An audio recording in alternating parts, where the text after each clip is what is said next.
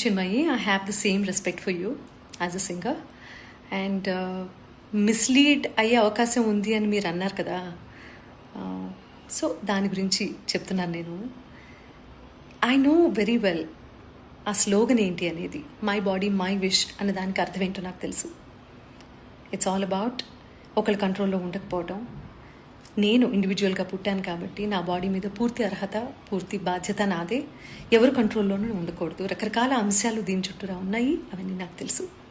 నేను చెప్పింది ఏంటంటే, మై బాడీ మై విష్ అన్నప్పుడు హిస్ ఐస్ హిస్ విష్ అని ఎందుకన్నానంటే, అంతకు మించి బుర్ర ఎదగలేదు. అలాంటి సొసైటీలో మనం ఉన్నాం.